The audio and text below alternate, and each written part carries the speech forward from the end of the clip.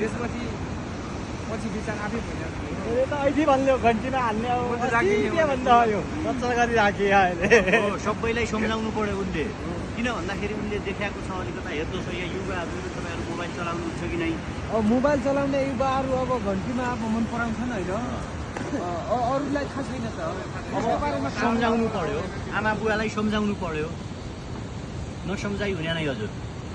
है आफू आफूले आफ्ना सम्झको न मान्दैन त किन नमान्नु चलन यत्रो दुःख उहाँहरूले भोगिहाल्नु भयो काठमाडौँका जनताले भोट बदल्यो धनगढीकाले बदल्यो पूर्वकाले बदल्यो सहरकाले बदल्यो अङ्कल बुवाहरूले पनि यहीँ कहिले नबदल्नु भन्ने केही छ उनीहरूले किन बदल्यो त ठिक भएन पुराना नेताले राम्रो गरेन भनी बदलेन पनि जान्ने भ्या भनेपछि हाम्रा बुवाहरू पनि हाम्रा काकाहरू हाम्रा दाइहरू पनि बुझ्ने भइसकेका छन् नेताले केही गरेन भन्ने त थाहा पाइसकेको छ त अब एकचोटि हजुरहरूले भोट नबदल्यो भने अब जन्मिने बच्चाको पनि नेपालमा दुःख हुनेवालो छ त्यही कारण ऊ किन घन्टी भन्दैछ त भर्खरको केटा किन भन्यो होला त उसले म पहिलोचोटि चिन्दैछु आज भेटै पहिलोचोटि भयो होइन भनेपछि देशभरि बदलिन लागेका मान्छे यस्तै आया भोट माग्या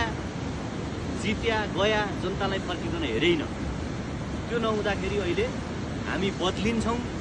भनिकन मान्छेहरू लागेका छन् त्यसकारण युवाहरू चाहिँ भोट परिवर्तन गर्दा भ्याउँ भन्दा अब यो कुरा तपाईँहरूले बुझ्नु पर्यो नाइ हामी त बुझ्दैन हाम्रा त पार्टी हामी त वहीँ पनि भोट हाल्दा हौँ हजुर हो हजुर साह्रो एकलौट्या गरिकन हालेको एकलौट्या हो पहिला होइन त माओवादीका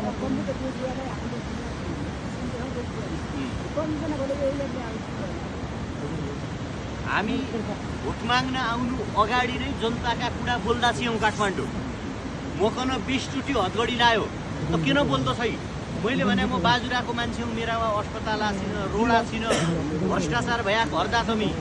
यो ठिक होइन भनेर बोल्दाखेरि त के जनप्रतिनिधि हो कोही त भनिकन उनीहरूले हामीलाई हेला हाल्यो त्यसकारण अब म के भन्न आएँ भने